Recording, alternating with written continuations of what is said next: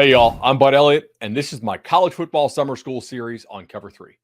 I bring on the team experts from the 24/7 sports staff and ask them the questions I care about. No fluff. Which players will be toughest to replace? What position groups are sneakily better or worse than I realize? We get you the scoop on each team in 20 minutes or less. Let's go. Hey, guys, Bud Elliott back again with my college football summer school series here on Cover 3. Today, we're going to talk Oregon State. To do that, I'm going to go to the source. That's BeaverBlitz. I've got my man, Jake Hedberg, on. He's a big fan of Cover 3, too. He gets to cover Oregon State daily. Jake, welcome to the show, man. Hey, Bud, I appreciate you having me on.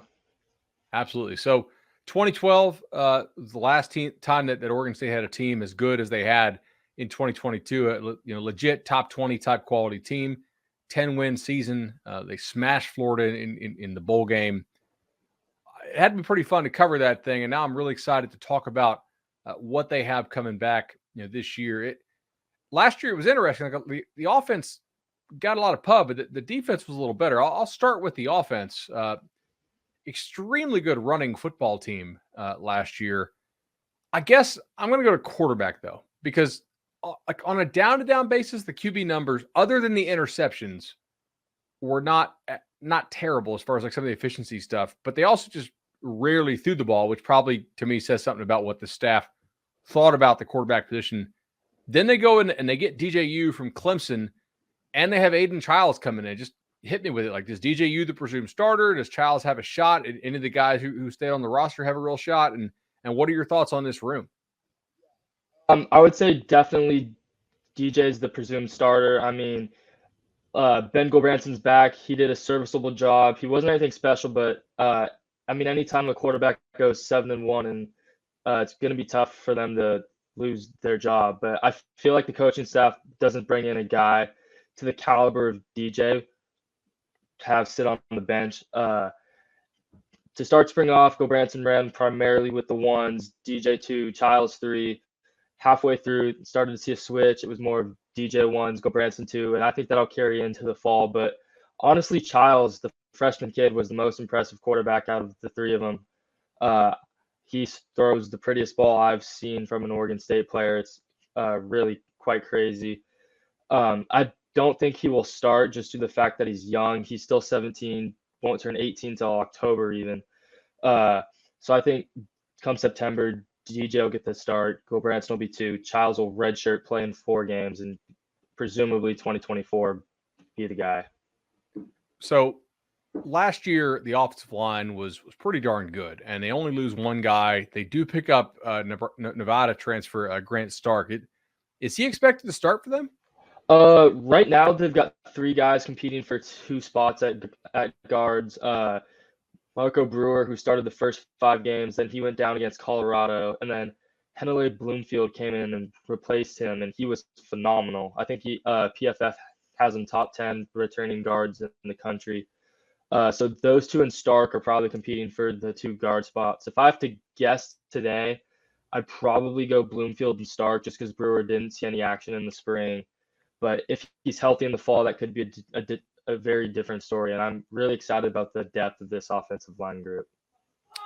Receiver, I guess, is a real question for me when I look at this roster. You lose Trayshawn Harrison, who they got an awful lot out of, 83 targets last year.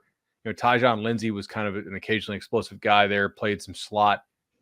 And they lose Luke Musgrave, but I feel like, he only ran 48 total routes last year, so it's more of a loss in name only. What are your thoughts on the receiver room this year and what they've done in the portal? And they only taken 1 receiver in the portal, right? So 0. Do they have a lot of internal 0? Oh, sorry. In the portal. Oh, Jermaine Terry's a tight end. Yeah, tight end.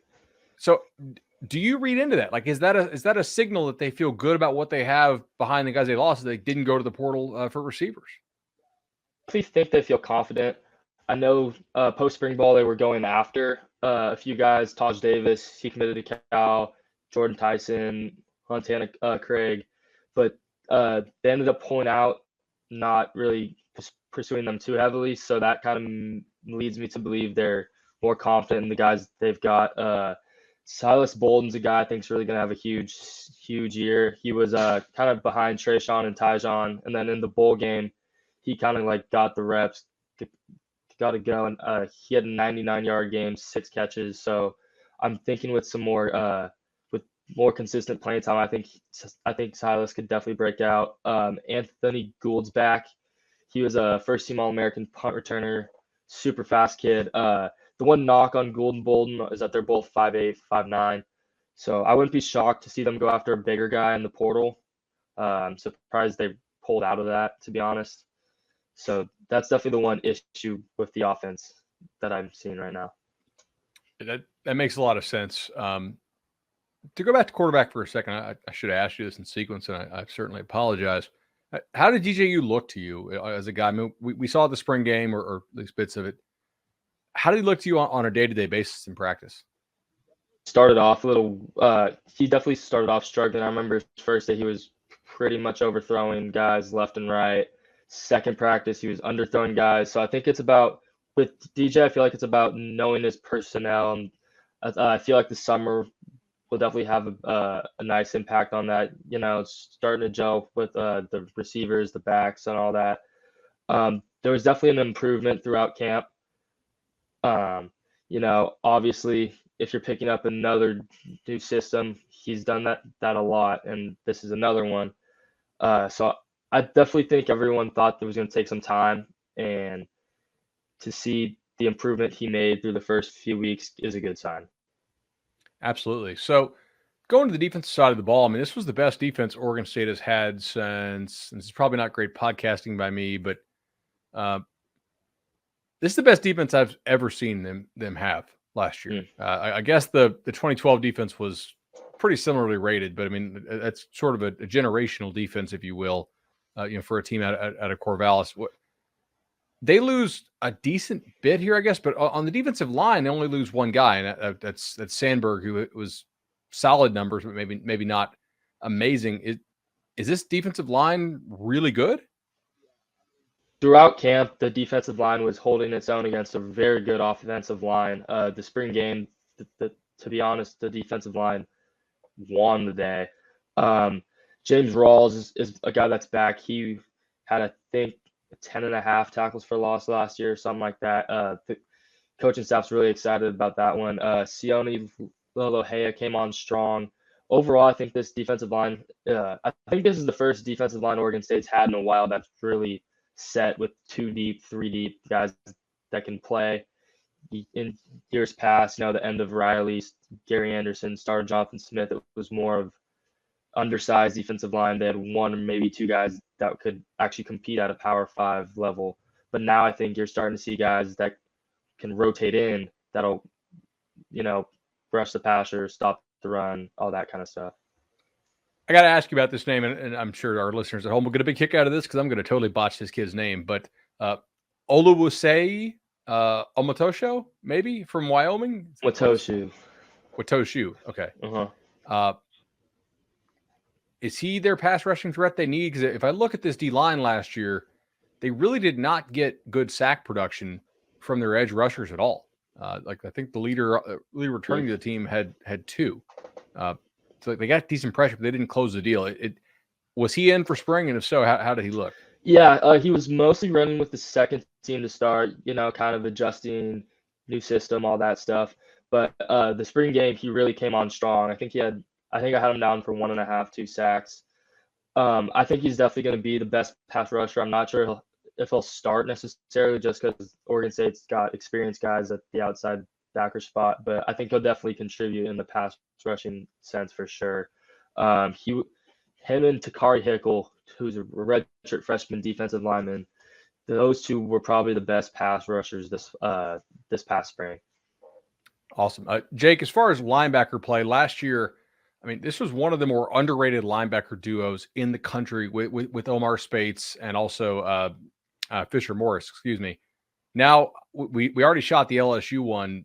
They were blown away by how good Omar Spates ended up being by the end of spring. And Fisher Morris, I don't know if he made an NFL camp, but certainly was a pretty productive college linebacker. I assume there's drop-off here at this position. My question is, how big is the drop-off? Yeah, I definitely think there's going to be significant drop-off. One of the inside backers is back, Easton Mascarenas.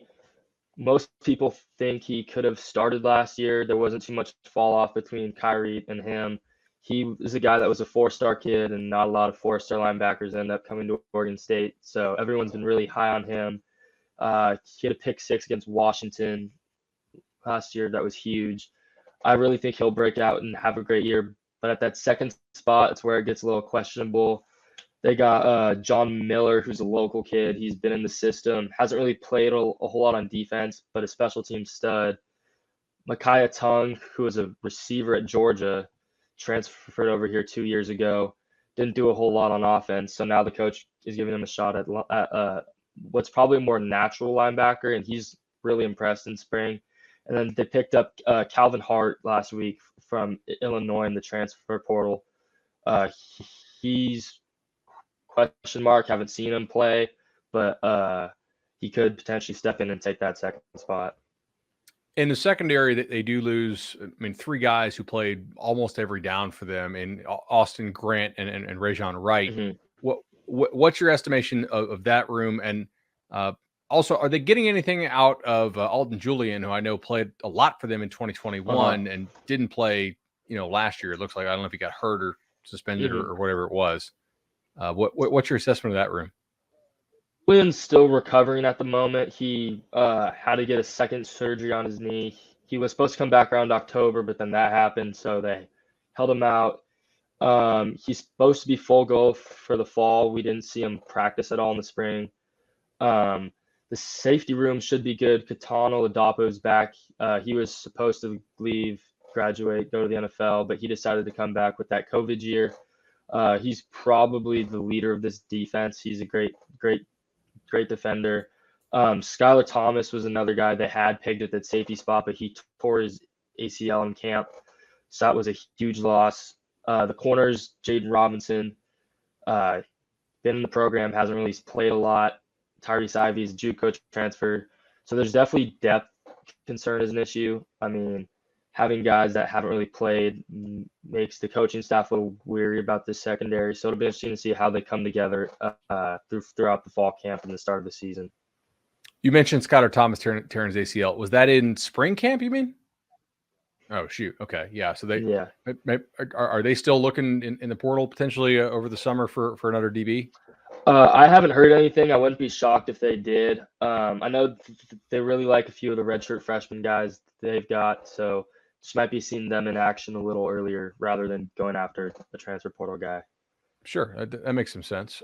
So I don't talk a lot of special teams on this show during summer school series unless the team was just awesome or really bad at it. And I think you know where I'm going here. Yeah. Field goal was a bottom 5 unit in the entire country. They were 6 of 13 on field goals more than 30 yards, which is not great.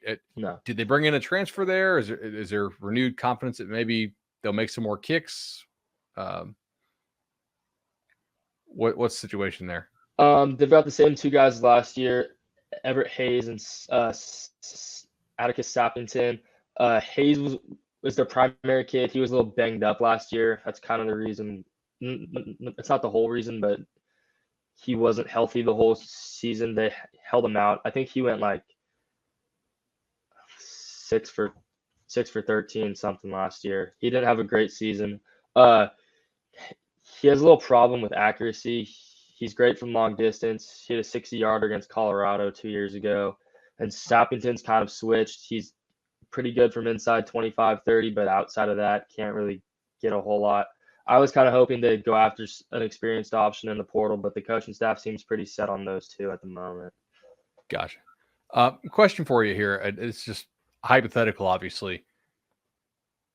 Does this year's team beat last year's team if they lined up and played? That's a good question. I think it depends on how well DJ adjusts to the system. I mean, last year the offense was good, but it wasn't great. With DJ, I think this offense can be great. The defense, obviously, not going to be I don't think it'll be as good as last year, but I really don't think the fall off will be too much. Trent Bray's a great defensive coordinator, and I think he'll get the most out of every single guy on the field. So I would go yes. I think this team does win. Last year's team did go 10-3, but if you look at it, they beat Stanford on a last-second play. They beat Fresno State on a last-second play. So they very well could have been 8-5. I think this year's team reaches at least 9 wins comfortably. Okay, nice, man. I really appreciate the time. Jake Hedberg from BeaverBlitz, been an awesome time here, man, and we'll have to have you back on the show. Have me on.